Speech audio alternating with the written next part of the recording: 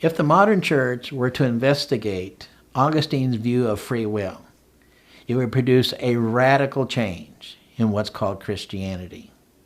If they were to re-examine and see his failure to understand man's true moral nature as God created him, and the true consequences of sin, the modern church would begin to rise up and hold every human being responsible to obey God, and would give no excuses for man's disobedience to God.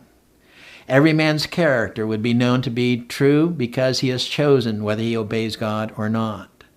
The humiliation that the church has suffered because of failure, moral failures in its leadership for so long, would come to an end because the church would rise up and hold every minister and church member accountable to obey God and love God with all of his heart, because they would know that the man could do that, and therefore he must do that.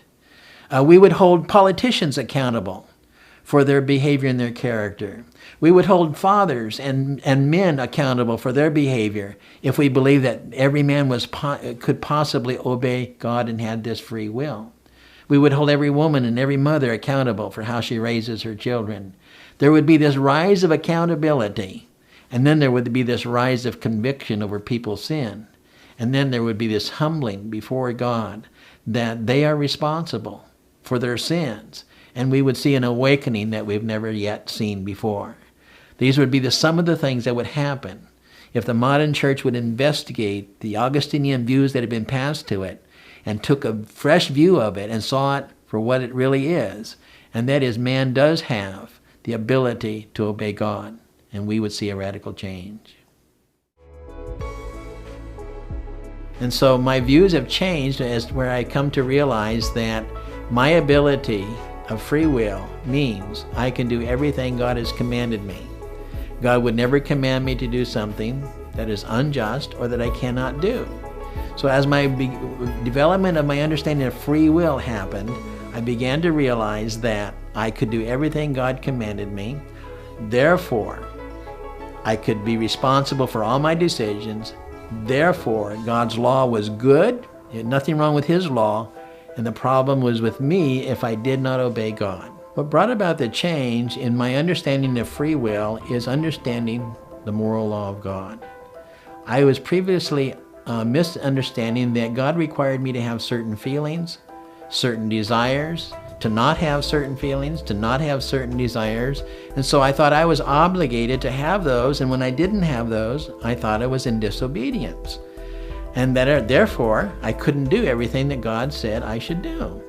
But when I learned that the moral law only requires me to choose to love God, it doesn't require what my feelings will be. It doesn't require that I have certain desires, certain emotions, certain passions, things like that. It only requires me to make a choice to love him first above all and love my neighbor as myself. When I understood that, then I understood what I had control of by my free will. And when I saw that, then I understood I could do that regardless of how I felt or regardless of what I desired. I could obey God, and that's what made the difference. With this change of view and understanding correctly God's moral law and what it required, then in light of that, I saw my true character and that I was disobeying God. I saw what I was responsible for. Then I could properly examine whether I was fulfilling my responsibilities. And when I did that, I saw that I was not fulfilling my responsibilities. I was not using my free will to do what God commanded me to do. And therefore I became convicted of my sin and saw that God righteously should punish me because I had no excuse for sin. Now, the positive side to that is that when I saw I was responsible for all my sin, it was the first time in my life that I saw that I could repent of all of my sin. Since I was the cause of all my sin, I could be the one who stopped all of my sin. And that became the good news because I saw I could repent of everything and meet God's condition to forgive me. And that is, turn from all my sin, stop all my sin, and give myself to love him with all my heart. And in doing that, my relationship with God completely changed because now I became a loving, obedient disciple of Jesus instead of a rebellious man against the law of God. Thank God.